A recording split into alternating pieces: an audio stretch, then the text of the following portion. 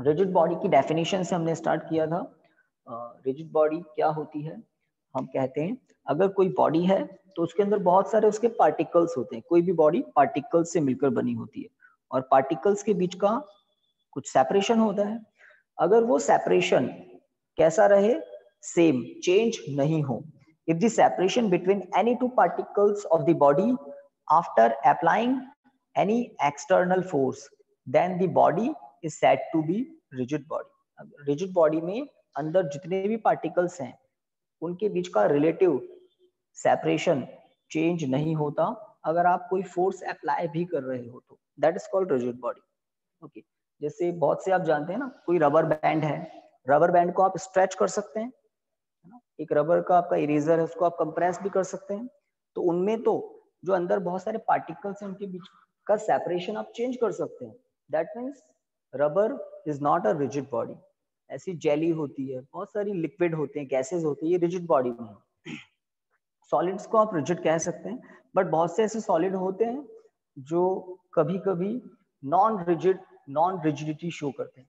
तो rigid body की ideal definition आपके सामने। फिर हमने बात की थी मोशन ऑफ रिजिड बॉडी, याद आ गया होगा आपको, मोशन ऑफ रिजिड बॉडी। इसमें फर्स्ट आपने पढ़ा था purely translatory motion, then second आपने पढ़ा था प्योरली रोटेशनल मोशन, और आज हमें पढ़ना है रोलिंग मोशन, है ना। तो हेडिंग लिखिए आज का first,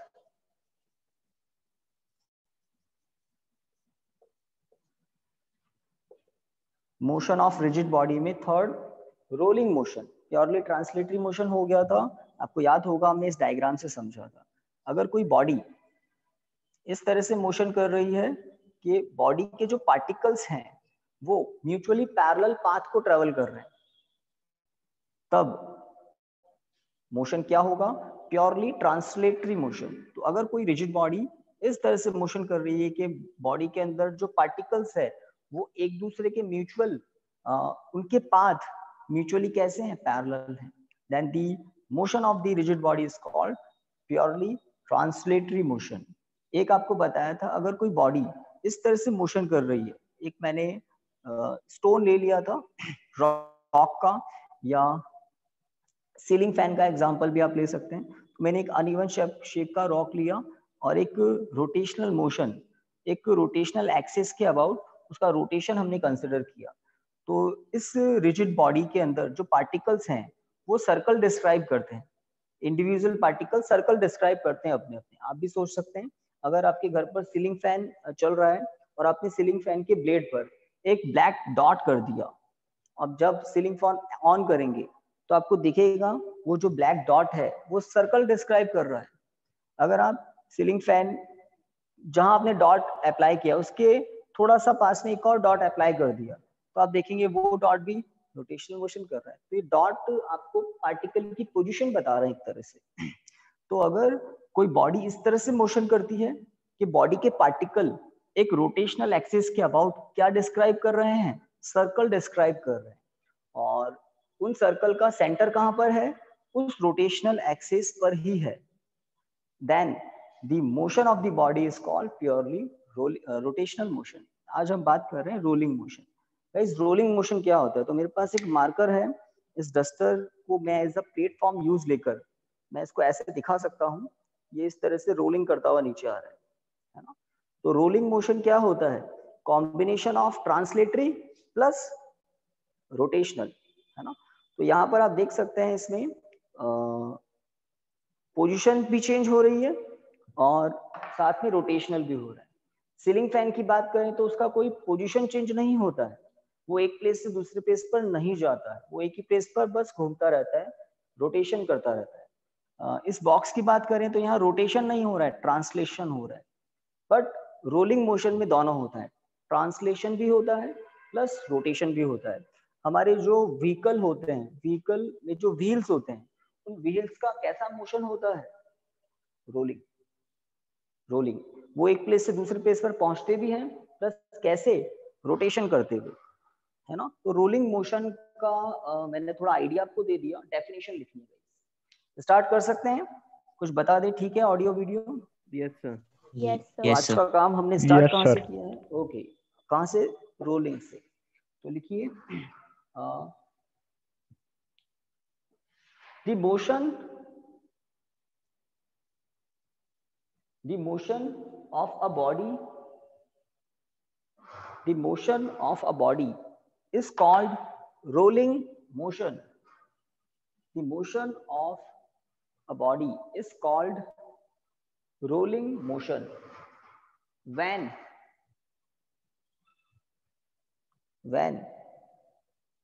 the body rotates, when the body rotates about, when the body rotates about a moving rotational axis, when the body rotates about a moving rotational axis, about a moving rotational axis. अब इसको भी हम diagram से अगर देखें तो बात आपको इजीली डाइजेस्ट होगी. लेट एक इंक्लाइंड सरफेस है, इंक्लाइंड सरफेस है, ठीक है. इस इंक्लाइंड सरफेस पर कोई सिलेंडर रोल करता हुआ नीचे जा रहा है, सिलेंडर है रोल करता हुआ नीचे जा रहा है. जैसे मैंने मार्कर को दिखाया था, तो एक सिलेंडर का क्रॉस सेक्शन आपको दिख रहा है, ये सिलेंडर का सेंटर है, सेंटर से पास होती है रोटेशनल एक्सिस. तो इस डायरेक्शन में सिलेंडर जा रहा है, ये एरो क्या बता रहा है, ट्रांसफर हो रहा है, पोजीशन चेंज हो रही है सिलेंडर की. और यहाँ पर मैं एक एरो और दिखा रहा हूँ, ये कर्व्ड एरो क्या दिखा रहा है, रोल करता हुआ जा रहा है ना, रोल करता हुआ जा रहा है. तो ये इस तरह से, ये सिलेंडर इस तरह से नीचे जा रहा है. अगर आप इधर से देखें तो आपको ज्यादा क्लियर दिखेगा. तो पोजीशन भी चेंज हो रही है, और कैसे हो रही है कि सेंटर से पास होने वाली रोटेशनल एक्सिस अपनी पोजीशन चेंज कर रही है. तो अगर बॉडी के अंदर जो रोटेशनल एक्सिस है वो अपनी पोजीशन चेंज कर रही है, और बॉडी क्या कर रही है, उस रोटेशनल एक्सिस के अबाउट. अब ये जो मैंने मार्कर फिट कर दिया है, ये रोटेशनल एक्सिस ही है. तो ये रोटेशनल एक्सिस धीरे धीरे नीचे आएगी. अगर सिलेंडर यहाँ आ गया तो इसकी रोटेशनल एक्सिस यहाँ आ गई, अभी भी ये रोलिंग कर रहा है, तो रोटेशनल एक्सिस अब यहाँ आ गई. तो डेफिनेशन क्या है, the motion of a body is called rolling motion with the body rotates about a rotational axis, about a moving, लिखा है ना moving word, moving rotational axis. ठीक है, तो ये हमने स्टार्ट तो कर दिया चैप्टर का. अब इसका एक बड़ा टॉपिक हम स्टार्ट करने जा रहे हैं, बहुत इंपॉर्टेंट है. पहले डेफिनेशन होगी, फिर उसका एक बड़ा सा डेरिवेशन होगा. ठीक है, तो नेक्स्ट हेडिंग आपको लिखना है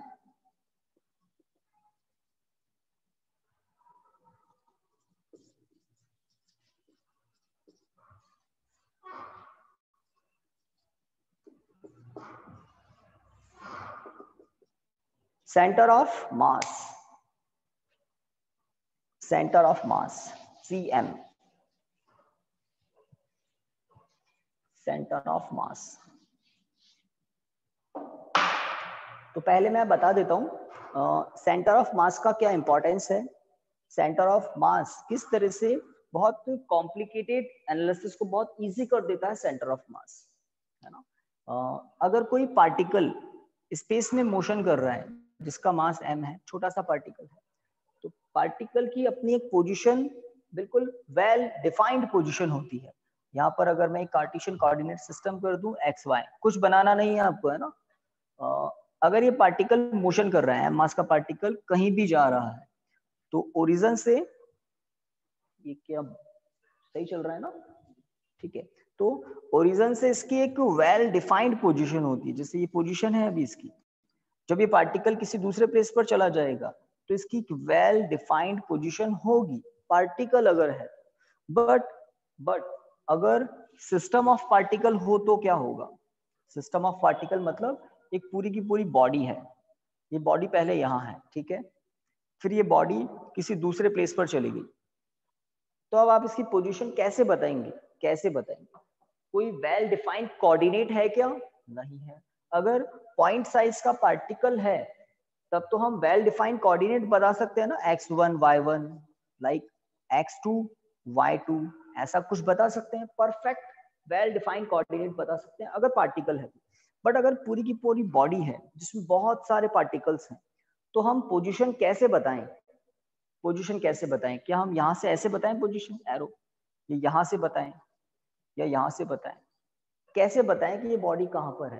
पोजीशन वेक्टर कैसे बताएं, पोजीशन कैसे बताएं? तो ये एक प्रॉब्लम खड़ी हो जाती है अगर किसी बॉडी में बहुत सारे पार्टिकल्स हैं और वो मोशन कर रही है।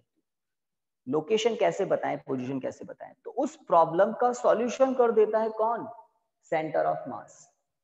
हम बॉडी के हर पार्टिकल का एनालिसिस नहीं करते, हम उसके अंदर एक ऐसा पॉइंट होता है जिसको हम सेंटर ऑफ मास कहते हैं, बस उसी का एनालिसिस करते हैं। अब पॉइंट का तो एक परफेक्ट कोऑर्डिनेट होता है, पॉइंट की तो एक परफेक्ट पोजीशन होती है ना? तो हर बॉडी के अंदर उसका एक सेंटर ऑफ मास होता है जिसकी डेफिनेशन अभी हम लिखेंगे और उसके लिए एक बड़ा सा डेरिवेशन हम करेंगे। तो जब ये बॉडी मोशन कर रही है तो लेट ये इसका सेंटर ऑफ मास है। तो अगर सेंटर ऑफ मास आपको पता है तो आप सीधा किसका लोकेशन ट्रैक करेंगे?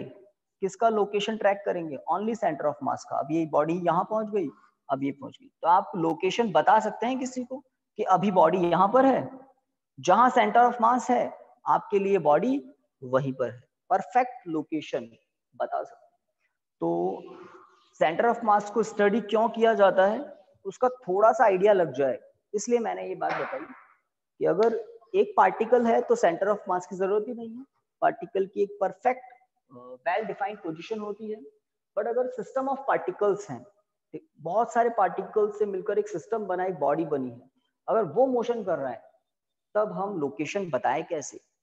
तब प्रॉब्लम आ जाती है। तो उस प्रॉब्लम को सॉल्व कर देता है सेंटर ऑफ मास। ठीक है, डेफिनेशन स्टार्ट करते हैं। लिखिएगा इस इन्वर्टेड कॉमा में, स्टार्ट करते हैं। लिखिए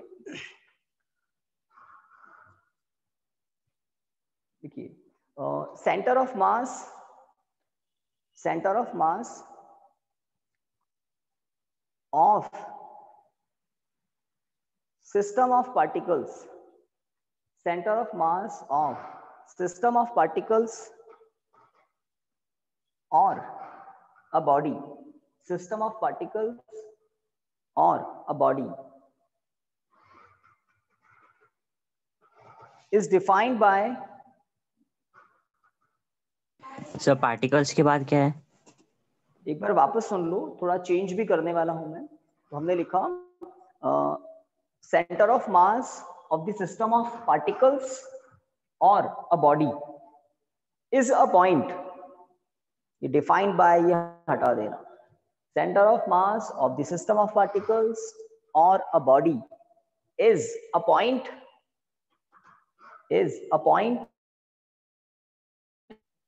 where, is a point where, अब यहां तक हो गया सबका? is a point where, yes sir, yes sir. बताइए यहां तक हो गया क्या? सभी ने लिख लिया ना? आगे लिखिए, वेयर के बाद, where entire mass, where entire mass of the body, where entire mass of the body supposed to be concentrated, where entire mass of the body is supposed to be concentrated and is supposed to be concentrated and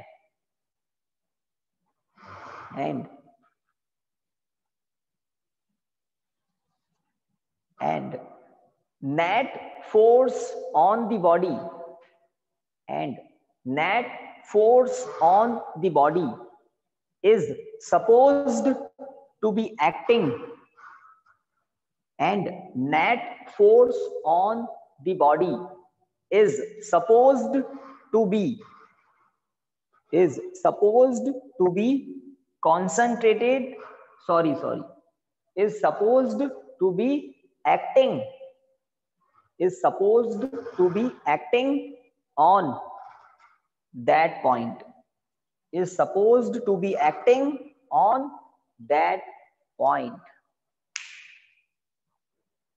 is supposed to be acting on that point. Guys definition complete हुई है या हमें आगे कुछ लिखना पड़ेगा? ऐसा तो नहीं लिखना ना, is called centre of mass. I think starting में ही कंप्लीट डेफिनेशन हो रही है। यस सर, स्टार्टिंग में दो बोल दी बातें क्या? ध्यान रखनी है, बिल्कुल ठीक है, दो बातें ध्यान रखनी है कि किसी भी बॉडी का centre of mass system of particles से ही बॉडी बनती है ना। तो किसी भी बॉडी का सेंटर ऑफ मास क्या होता है, तो बॉडी के अंदर अनइवन शेप की कोई भी बॉडी लें तो बॉडी के अंदर एक ऐसा पॉइंट जिस पर हम पूरी बॉडी का कंप्लीट मास कॉन्सेंट्रेटेड एज्यूम कर सकें, और अगर हम बॉडी पर बहुत सारे फोर्स अप्लाई कर रहे हैं तो पूरी बॉडी पर जो नेट फोर्स है वो कहां पर एक्ट कर रहा है, लाइक उस पॉइंट पर एक्ट कर रहा है, ऐसा एज्यूम कर सके। The net force on the body is supposed to be acting on that point, मतलब बॉडी पर कहीं भी फोर्स लग रहा है, उन सभी फोर्सेस का नेट फोर्स किस पर एक्ट कर रहा है, लाइक उस पर्टिकुलर पॉइंट पर एक्ट कर रहा है। तो दो बातें हैं, पूरी बॉडी का एंटायर मास आप उस पॉइंट पर कॉन्सेंट्रेटेड एज्यूम कर सकते हैं। सेकंड पॉइंट, बॉडी पर काफी सारे फोर्सेस अगर लग रहे हैं तो बॉडी का जो नेट फोर्स है उसको भी आप कहां पर एज्यूम कर सकते हैं, उस पॉइंट पर एक्ट कर रहा है सारा नेट फोर्स, ऐसा एज्यूम कर सकते हैं। तो उस पॉइंट को, अगर ऐसा है तो उस पॉइंट को आप क्या कहते हैं, centre of mass of the body. Body और सिस्टम ऑफ पार्टिकल्स एक ही बात है। तो किसी भी बॉडी का सेंटर ऑफ मास क्या होता है, वो पॉइंट जहां पर उसका सारा मास कॉन्सेंट्रेटेड एज्यूम किया जा सकता है, और बॉडी का कंप्लीट फोर्स नेट फोर्स उसी पॉइंट पर लग रहा है, ऐसा एज्यूम किया जा सकता है। ठीक है, तो दिस इज द डेफिनेशन। इस टॉपिक को आपको एक तो आईएमपी लगाना है। अब हम एक डेरिवेशन करेंगे, क्या देखिए, centre of mass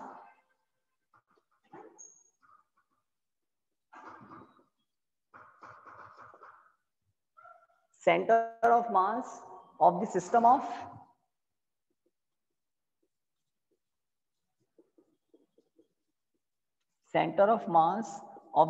of two particles, center of mass of the system of two particles। Sir next heading है क्या सर ये? यस, डेफिनेशन के बाद ये आपका next heading, centre of mass of the system of two particles. तो सबसे basic है टू पार्टिकल। जब एक फॉर्मूला आपके पास आ जाएगा तो आप 2 से 3 का भी बना सकते हैं, 4 का भी बना सकते हैं, और काफी सारे न्यूमेरिकल्स सॉल्व कर सकते हैं। तो मैं आपके लिए एक डायग्राम यहाँ बना रहा हूँ, है ना, थोड़ा सा इसको बीच में बना लेते हैं, बेटर रहेगा। तो अगर यहाँ पर हम x डायरेक्शन, यहाँ y डायरेक्शन कंसिडर कर लें, this one is a particle of mass m1, this one is the particle of mass m2। ठीक है, ओरिजिन O से m1 पार्टिकल का पोजीशन वेक्टर है r1 वेक्टर, m2 पार्टिकल का position vector, let position vector क्या है, r2 vector. ठीक है, दोनों पार्टिकल्स को कनेक्ट करने वाली एक लाइन है, और इस लाइन पर पहले यहां तक बना ले, है ना। This is the system of two particles, one of mass m1, second of mass m2। हम इस सिस्टम का, इस बहुत सिंपल सिस्टम का सेंटर ऑफ मास पता करेंगे, है ना, मतलब सेंटर ऑफ मास का पोजीशन वेक्टर पता करेंगे, है ना। यहाँ पर मैं कुछ लिख रहा हूं जो आपको नहीं लिखना है। ये जो मैंने क्वेश्चन मार्क बनाया है ना, इस क्वेश्चन मार्क के प्लेस पर क्या आएगा ये हम पता करेंगे। जबकि LHS क्या है, position vector of the centre of mass of the system of two particles. तो फर्स्ट पार्टिकल का पोजीशन वेक्टर r1 है, सेकंड पार्टिकल जिसका मास m2 है, पोजीशन वेक्टर r2 है। तो ये क्या है, system of two particles. Particle point size के होते हैं, ठीक है। तो अगर पॉइंट साइज के पार्टिकल हैं तो उनका परफेक्ट लोकेशन हमें r1 r2 वेक्टर्स बता देते हैं। ओके, यहां तक बना लिया सबने? यस सर, है ना। अब एक और बात, ओके, अगर ये दो पार्टिकल ही हैं सिस्टम में तो इनका सेंटर ऑफ मास कहां पर होता है, उस लाइन पर जो इन दोनों पार्टिकल्स को कनेक्ट कर रही है। तो मैंने वो लाइन बना दी है, जरूर इस लाइन पर कहीं सेंटर ऑफ मास होगा। एक और बात बताऊं, अगर m2 काफी ज्यादा है m1 से, मास m2 बड़ा है m1 से, तो सेंटर ऑफ मास m2 की तरफ शिफ्ट हो जाता है नेचुरली, और इसका उल्टा अगर m1 मास बड़ा है m2 से तो सेंटर ऑफ मास m1 की तरफ शिफ्ट हो जाता है नेचुरली, और अगर दोनों बराबर हैं तो centre of mass exactly mid पर होता है। सेंटर ऑफ मास जैसा नाम है समझ लो इसका वैसा ही काम है। तो मैं यहाँ पर कहीं ना बीच में थोड़ा सा साइड में यहाँ पर मान लेता हूँ इस सिस्टम का सेंटर ऑफ मास है। यहाँ पर कोई पार्टिकल नहीं दिखाना है आपको, है ना। This is C, centre of mass. Let A point पर पार्टिकल है, बी पॉइंट पर पार्टिकल है, सी क्या है, सी पर कोई पार्टिकल नहीं है, बस सी क्या है, centre of mass. Centre of मास का पोजीशन वेक्टर मैं यहाँ दिखा रहा हूँ, आर सी एम वेक्टर। तो आपको ए बी के बीच में कहीं भी एक सी पॉइंट दिखाना है which is our centre of mass, और उसका पोजीशन वेक्टर आपको दिखाना है आर सी एम। फटाफट कर लो ये काम। और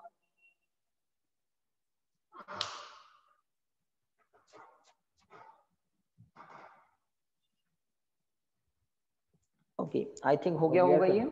यस सर। हम बात करें ग्रेविटेशनल फोर्स की, तो आपने 8th चैप्टर पढ़ा तो नहीं है, बट आपको एक बात पता है, न्यूटन जिसने ग्रेविटेशनल फोर्स के बारे में सबसे पहले बताया था, उसने यही बताया था कि यूनिवर्स में हर बॉडी दूसरी बॉडी को एक अट्रैक्शन फोर्स से अट्रैक्ट करती है, उसको कहते हैं gravitational pull, gravitational attraction force. Earth एक बहुत बड़ा, है ना, सिस्टम है। अर्थ एक बहुत बड़ा एक तरह से मास है, वो दूसरे मासेस को अपनी तरफ अट्रैक्ट करता है। अगर आप किसी हाइट पर हैं तो अर्थ आपको अपनी तरफ ही अट्रैक्ट करती है।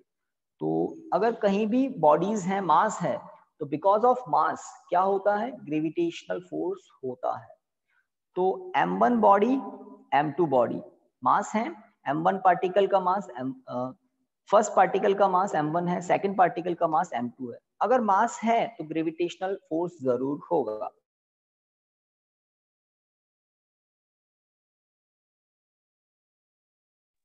तो स्क्रीन फ्रीज हो गई। सर स्क्रीन पॉज हो गई। Yes sir.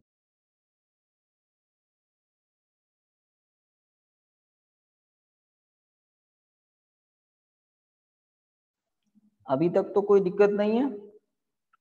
तो सर स्क्रीन ब्लर हो गई। अभी सभी की ब्लर चल रही है या?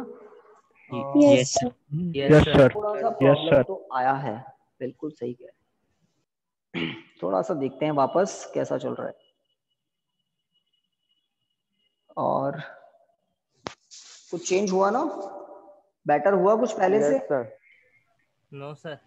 No sir. थोड़ा सा चेंज तो आया है। हाँ सर, अभी थोड़ा हुआ सर, अभी सही हुआ। यस हाँ, सर मैं सही वही हो देख गया। रहा हूँ, थोड़ा चेंज हुआ है। आई थिंक पहले से बेटर है ना?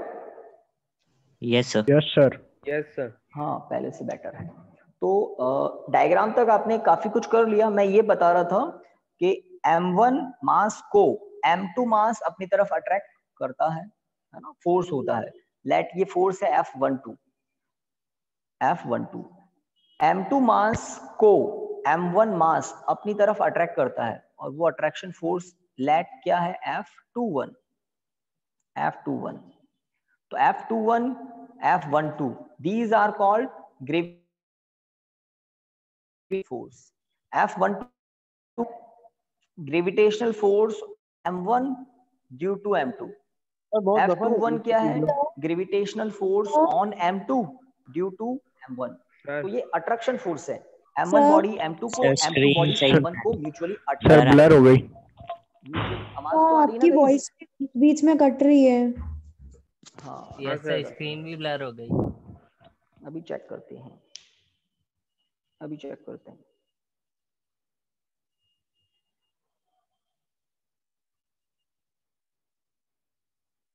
यस गाइस, थोड़ा सा ब्लर तो है, अभी थोड़ा सा ठीक हुआ है। बताइए।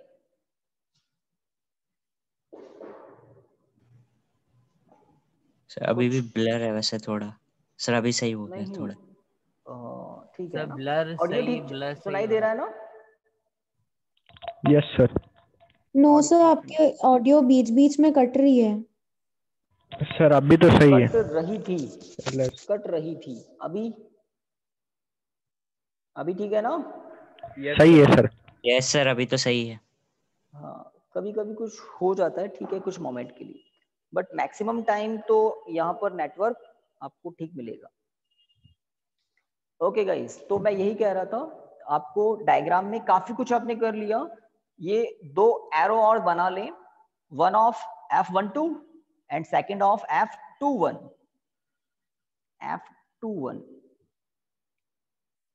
तो ये कौन से फोर्सेस हैं? These are called gravitational attraction force. बहुत वीक होता है ये फोर्स, बट होता है।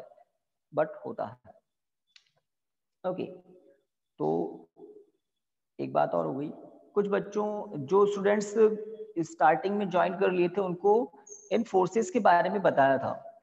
ग्रेविटेशनल फोर्स, इलेक्ट्रोस्टैटिक फोर्स, है ना, strong nuclear force, weak nuclear force. तो ग्रेविटेशनल फोर्स यूनिवर्स में एग्जिस्ट करता है, ठीक है। डायग्राम तो ऑलमोस्ट कंप्लीट है। Yes sir. लिखिएगा इस, हाँ, कोई कुछ कह रहा है?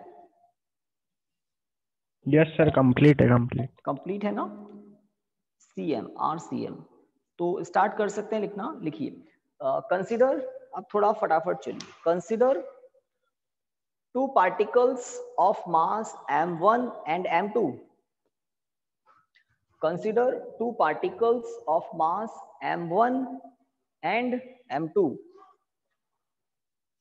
बड़ा स्पेशल डेरिवेशन है ये, तो आपको थोड़ा सा अटेंशन, है ना, पे करना होगा। Consider 2 particles of mass m1 and m2 which placed at the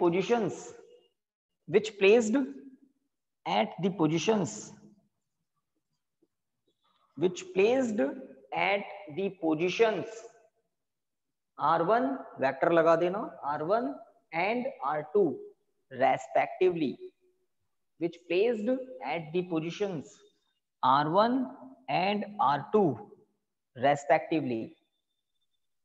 diagram में हमें क्लियर दिख रहा है, ए पॉइंट पर पार्टिकल है, पोजीशन वेक्टर R1 है, तो पोजीशन वेक्टर एक्चुअल में पोजीशन होती है।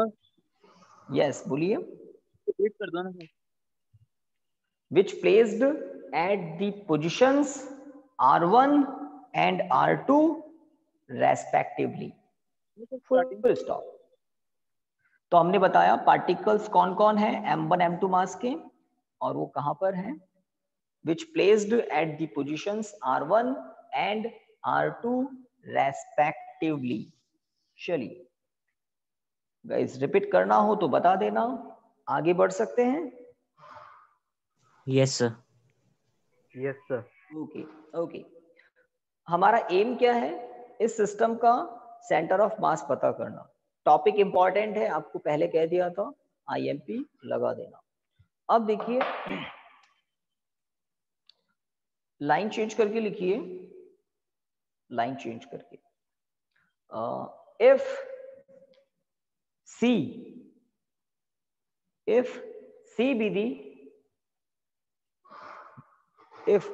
be the center of mass of this system of 2 particles, if C be the center of mass of this system of 2 particles, then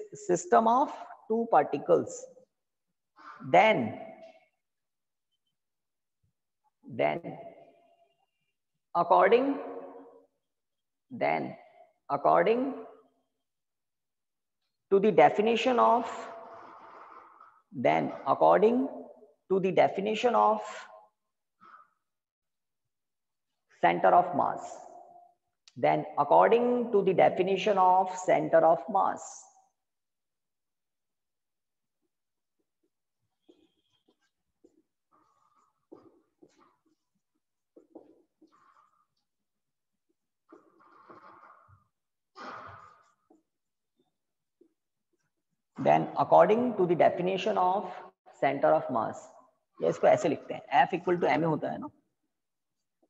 देखिए, ये जो equation है, इसके बारे में काफी कुछ मैं आपको बताऊंगा। बहुत ऑर्डिनरी सी इक्वेशन है, बट कुछ इंफॉर्मेशन दूंगा तब आपके लिए ये ऑर्डिनरी होगी। Then according to the definition of centre of mass, equation 1 हो जाए तो बता देना, फिर हम इसको समझेंगे कि ये है कहाँ क्या और आई कहाँ से।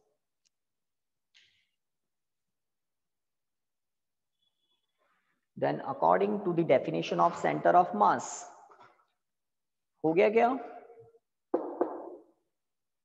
F net equal to m1 sir plus upon में क्या m2, लिख रखा है? m1 plus m2 equal m1 plus m2 into d2 RCM vector upon dt square, dt square. Double differentiation होता है ना, जैसे dx अपॉन dt सिंगल डिफरेंशिएशन है, d2x अपॉन dt स्क्वायर ये डबल डिफरेंशिएशन है। तो x के प्लेस पर किसका? RCM का। और डायग्राम में RCM दिख रहा है ना, क्या है डायग्राम में? RCM क्या है? C पॉइंट का ओरिजिन के रेस्पेक्ट में पोजीशन वेक्टर है। चलिए अब ये इक्वेशन आया कैसे मैं बता देता हूँ। सबसे पहले एक सिंपल फॉर्मूला आप जो जानते हैं, F equal to ma, true? Yes सही सर। है ना? F equal Yes, to sir. ma। A क्या होता है guys? Rate of change of velocity, acceleration होता है ना? Yes, sir. एक्सेलरेशन क्या होता है? Yes, rate sir. Of change of velocity. ठीक है, वेलोसिटी की अगर डेफिनेशन की बात करें तो मैं बता देता हूं, velocity is also defined by rate of change of position. सुना है कहीं? Rate of change of position Yes, is sir. Called velocity, Yes, sir. Rate of change of displacement is called velocity. तो डिस्प्लेसमेंट बोले या position बोले, तो इसको हम d अपॉन dt को तो छोड़ दें। अब ये जो v है ना, v के प्लेस पर देखो मैं क्या लिख रहा हूं, dr अपॉन dt। तो ये r क्या है? पोजीशन। अगर हम स्टार्टिंग से ही वेक्टर फॉर्म में लिखें तो वेलोसिटी वेक्टर होती है, पोजीशन वेक्टर होती है। हाँ, अब इस एक्सप्रेशन को आप ऐसे लिख सकते हैं, F इक्वल टू a, लिखना नहीं है समझना है, d2 r vector upon dt square, देख सकते हैं dt square, d2 r vector upon, है ना। अब ये जो फॉर्मूला है, इस फॉर्मूले को यूज लेकर हमने एक एक्सप्रेशन लिखा है। तो देखिए F के प्लेस पर क्या है?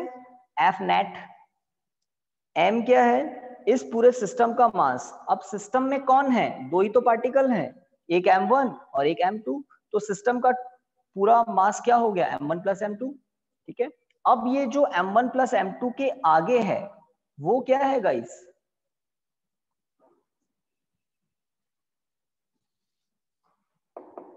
Acceleration of the system, acceleration of the system, centre of मास का एक्सेलरेशन। तो सी पॉइंट का पोजीशन वेक्टर है आरसीएम, ध्यान दें, सी पॉइंट का पोजीशन वेक्टर है आरसीएम। इसका मतलब ये एक्सप्रेशन क्या है? सी पॉइंट का एक्सेलरेशन है।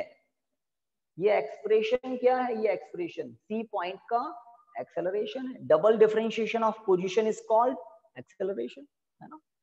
तो पोजीशन का सिंगल डिफरेंशिएशन होता है वेलोसिटी, अगेन डिफरेंशिएशन कर दे तो बन जाता है एक्सेलरेशन।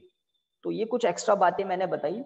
आप 9th क्लास से जानते हैं F इक्वल टू ma, तो एक्चुअल में तो ये F इक्वल टू ma ही है, बट हम जो डिस्कशन कर रहे हैं उसमें दो पार्टिकल हैं, तो सिस्टम का मास क्या होगा? m1 plus m2।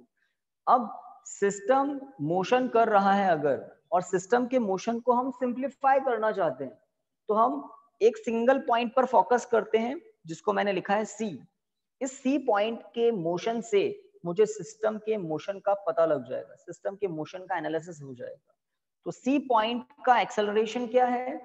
d2 RCM upon dt2, double differentiation of position vector of C। ठीक है, एक्सेलरेशन को मास से प्रोडक्ट करते हैं तो क्या मिलता है? फोर्स। तो this is acceleration, this is mass. किसका एक्सेलरेशन? सी पॉइंट का एक्सेलरेशन। किसका मास? सिस्टम का मास, जिसमें दो पार्टिकल हैं। तो ये एफ नेट क्या है आप बताइए? What is F net? कोई तो बोलिए, एफ नेट क्या है? इसी सिस्टम के लिए पूछ रहा हूं, इसी सिस्टम के लिए। Net force on the system, net force on the system. Yes sir. तो ये नेट फोर्स एक्सटर्नल फोर्सेस ही होते हैं। तो this is the acceleration of point C, this is the total mass of the system. तो आप वो ध्यान दें, जब मैंने आपको डेफिनेशन लिखवाई थी ना, वो डेफिनेशन की दो बातें यहाँ पर दिखाई दे रही है। कौन सी दो बातें? The centre of mass of the system is a point where entire mass of the system supposed to be concentrated. तो देखिए मैंने क्या एज्यूम कर लिया है, मैंने एज्यूम कर लिया है कि सी पॉइंट पर m1 प्लस m2 प्रेजेंट है। एक्सेलरेशन किसका है? सी पॉइंट का, और उसको मैंने किससे प्रोडक्ट कर दिया? m1 प्लस m2 से। समझ रहे हैं? तो ये नेट फोर्स कहां पर काम कर रहा है? इसका मतलब सी पॉइंट पर। ऑब्वियसली ये नेट फोर्स कहां पर काम कर रहा है? उस पॉइंट पर जिसका एक्सेलरेशन आपने यहां लिखा है। ठीक है, तो पोजीशन वेक्टर RCN किसका है? सी पॉइंट का। तो एक बात क्लियर है कि ये इक्वेशन 1 जो हमने लिखी है, ये किसके अकॉर्डिंग लिखी है? According to the definition of centre of mass. उसमें दो बातें हैं कि आप सेंटर ऑफ मास पर सिस्टम का पूरा मास कॉन्सेंट्रेटेड एज्यूम कर सकते हो, और उस पॉइंट पर ही कंप्लीट सिस्टम का नेट फोर्स एक्ट करता है। और ये आपको मैंने बता दिया, ये क्या है? Acceleration of the centre of mass. Okay, तो एक बात तो मुझे इक्वेशन 1 के लिए आपको क्लियर करनी थी।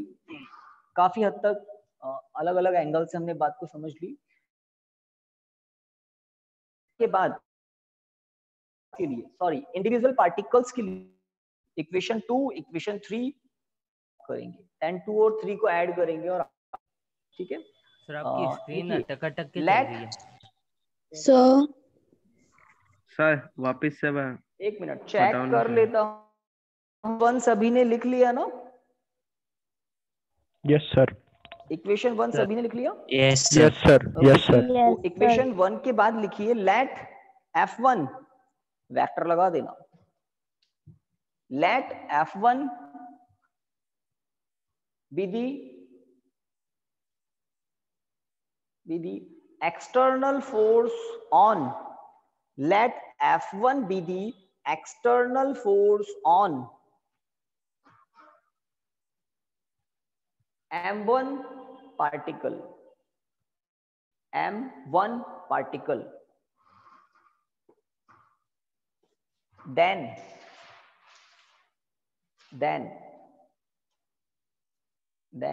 for this particle we can write, then for this particle we can write, then for this particle we can write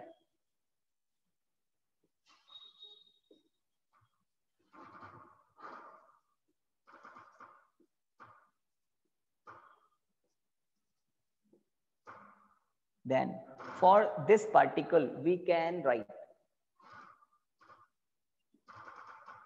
तो मैंने लिखा क्या है?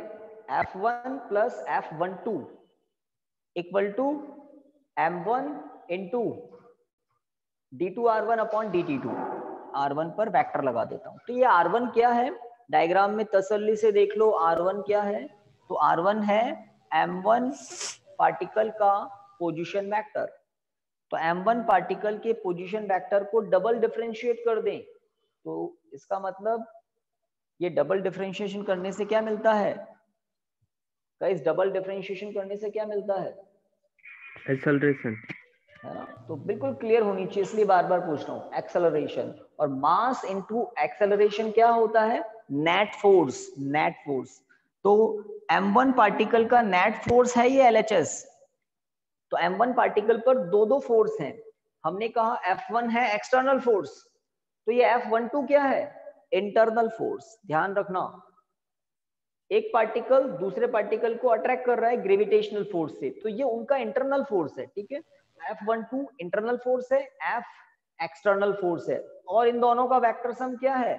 Net force. तो हमेशा एक्सेलरेशन इनटू मास क्या होता है? Net force. तो इक्वेशन 2 किसके लिए है? For M1 particle. For particle of mass m1, ठीक है। तो इक्वेशन 2 जो हमने लिखा है वो आपके सामने है। अगर मैं सेकंड पार्टिकल के लिए m2 मास के पार्टिकल के लिए आपसे कहूं इक्वेशन लिखने के लिए, तो आप ऐसा ही कुछ कर सकते हैं। लिखिए, let f2 be let f2 be the external force on m2. Let f2 be the external force on m2. Then we can write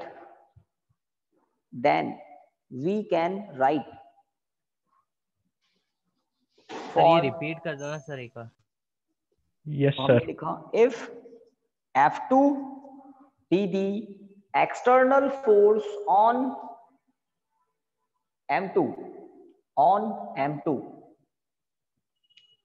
then we can write for the second particle. Then we can write for the second particle.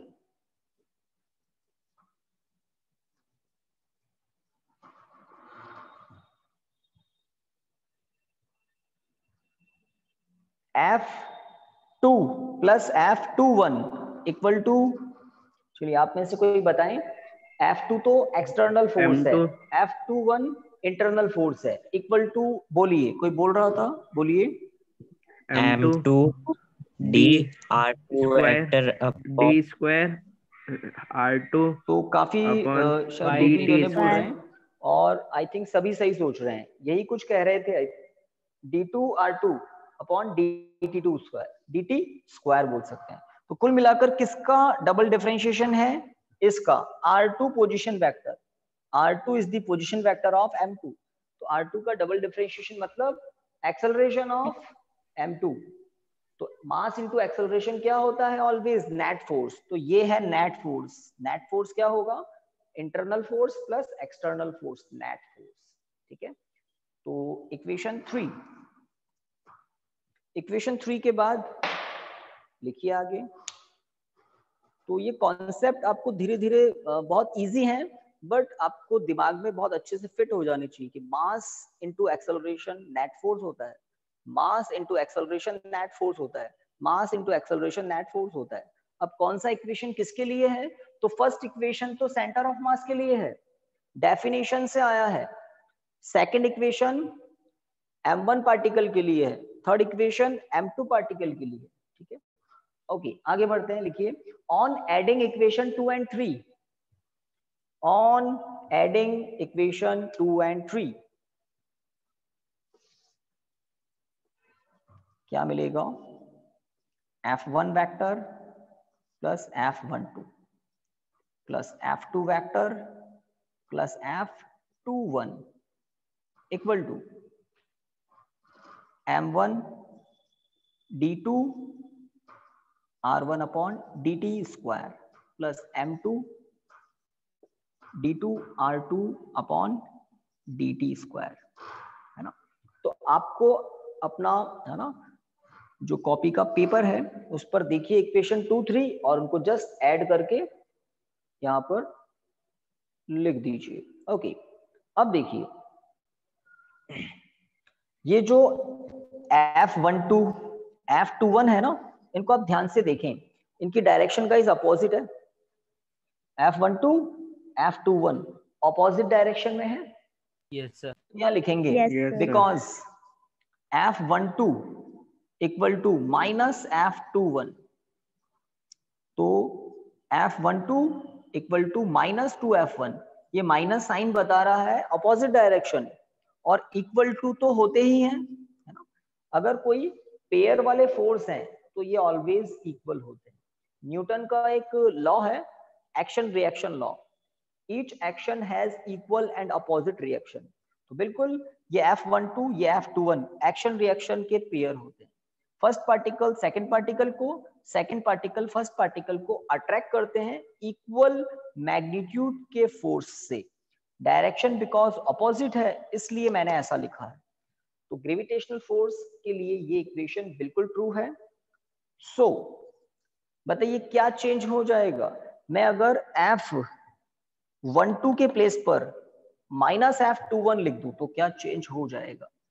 F1 minus F21 plus F2 plus F21 equal to, और कुछ किया जा सकता है? Minus plus cut जाएंगे sir. हाँ, RHS में तो कुछ भी नहीं, यहां पर तो मैंने LHS लिखा है अभी। चलिए RHS ऐसा का ऐसा, या कुछ चेंज किया जा सकता है? सर d²/dt² को कॉमन ले सकते हैं ना सर? बिल्कुल बिल्कुल बिल्कुल, एक काम किया जा Yes, सकता है sir. और आपने परफेक्ट कहा, d² अपॉन dt² को कॉमन ले सकते हैं। तो क्या बचेगा? m1r1 plus m2r2। ध्यान रहे मास तो हमेशा कांस्टेंट होता है, पार्टिकल कहीं भी जाए m1 m2 की वैल्यू कभी नहीं बदलेगी। तो m1 को आप अंदर प्रोडक्ट कर सकते थे r1 के साथ, इधर भी m2 को आप अंदर r2 के साथ प्रोडक्ट कर सकते थे, रखा हुआ है। तो कॉमन क्या आ गया? d2 upon dt²। बिल्कुल ठीक है। तो दोनों तरफ जो चेंज करने थे कर दिए, इस बात को हमने LHS में काम में ले लिया। अब जो कैंसिल वाली बात है LHS में देख लें, है ना, नेगेटिव पॉजिटिव कैंसिल हो गए। अब next step F1 plus F2। F1 क्या है? External force. F2 क्या है? ये भी एक्सटर्नल फोर्स है। तो F1 फर्स्ट पार्टिकल पर, F2 सेकंड पार्टिकल पर, एक्सटर्नल फोर्स है d2 upon dt², m1r1 plus m2r2। पहुंच गए यहां तक? Okay, yes sir. यहां तक सभी पहुंच गए। अब एक काम और आपसे करवाते हैं। ये जो एक्सप्रेशन है ना, इसके RHS में, मतलब राइट हैंड साइड में, आपको एक चेंज करना है। देखिए F1 प्लस F2, तो टॉपिक बिल्कुल एंडिंग की तरफ जा रहा है अभी, और बहुत इंपॉर्टेंट काम करने वाले हैं। तो ज्यादा कुछ कॉम्प्लिकेटेड नहीं है, बहुत स्लो स्पीड से डाइजेस्ट करते हुए आगे बढ़ते हैं, तो बहुत कॉम्प्लिकेटेड नहीं है। सारी चीजें आप एक साथ ले लेते हैं ना रैपिडली दिमाग पर, तो फिर सब कुछ है ना, इजी चीजें भी फिर कॉम्प्लिकेटेड लगने लग जाती है। तो F1 plus F2 equal to, बताइए पहले देखिए मैंने किया क्या, फिर मुझे बताइए।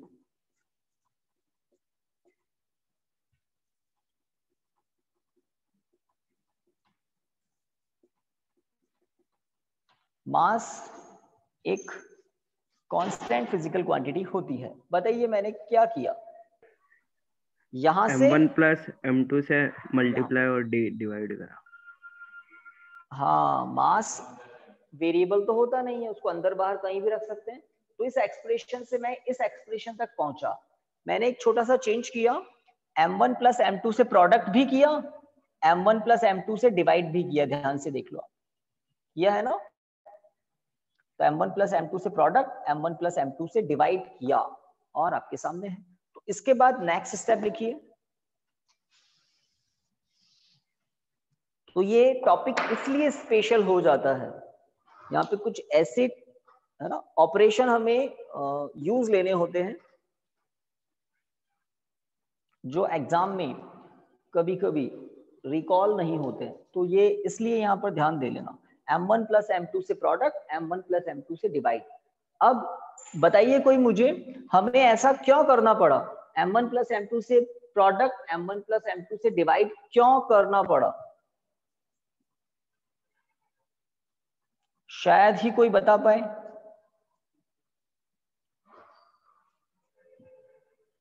इस इक्वेशन को आप इक्वेशन नंबर 4 पुट कर दें। इक्वेशन 4 को इक्वेशन 1 को देखें, आपको आंसर मिलेगा। हमें प्रोडक्ट क्यों करना पड़ा उसका आंसर मिलेगा। इक्वेशन 1 को इक्वेशन 4 को ध्यान से देखें। तो मुझे बताइए F1 प्लस F2 क्या है? F net. एक्सटर्नल तो चलिए फोर्स। आपके लिए एक स्टेप बढ़ा देते हैं।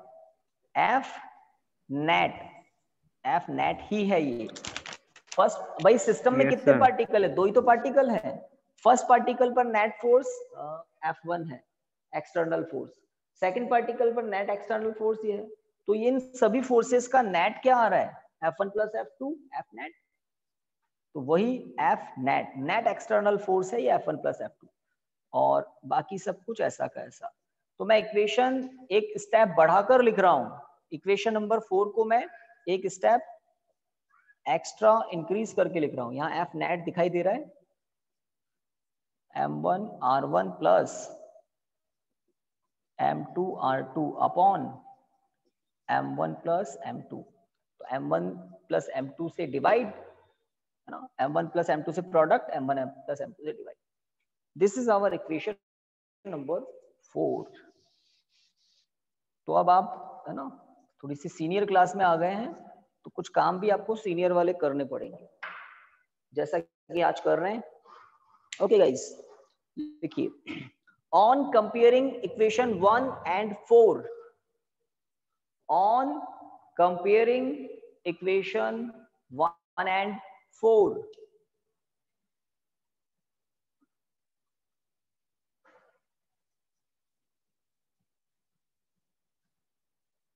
on comparing equation 1 and 4, we get the position vector of center of mass of, we get the position vector of center of mass of,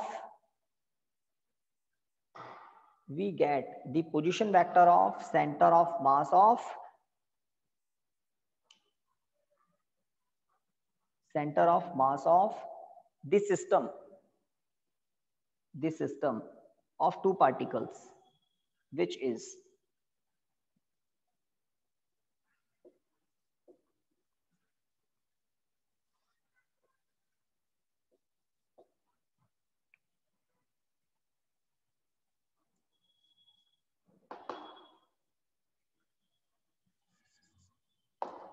system of two particles. This is position vector of center of mass of the system of two particles. तो ज्यादा कुछ हमने नहीं किया, topic में बड़ा तसल्ली से देखना। सेंटर ऑफ मास की डेफिनेशन से इक्वेशन 1 को बहुत अच्छे से हमने समझा था, है ना। इसमें ये टर्म क्या है? Acceleration of point C. ये क्या है? Total mass of the system.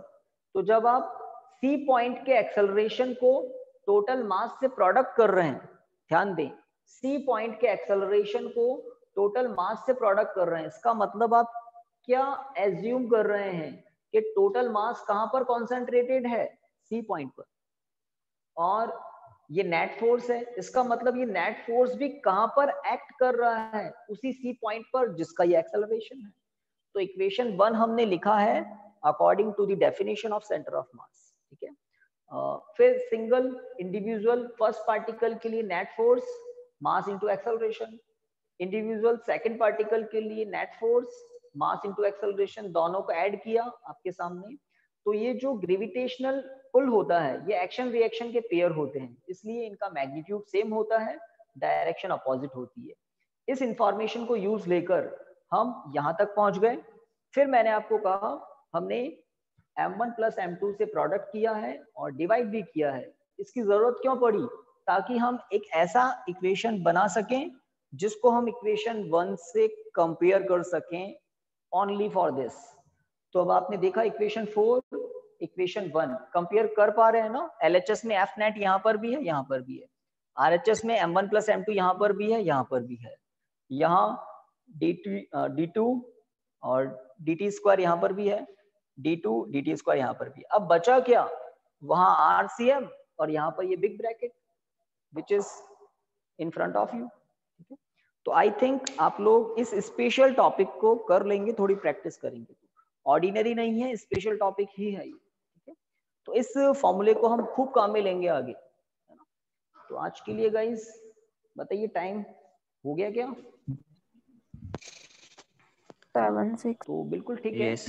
तो टॉपिक भी हमारा बिल्कुल कंफर्टेबली हो गया है। तो गाइस आज की क्लास को यहाँ स्टॉप करते हैं, ठीक है? Thank you students, good sir night. Time Thank you, यही sir. रहेगा रोज या?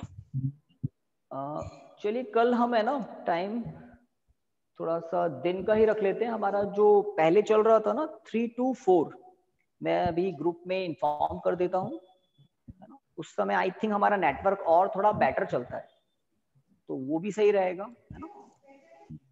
बिल्कुल ठीक है। Okay thank you sir. Students.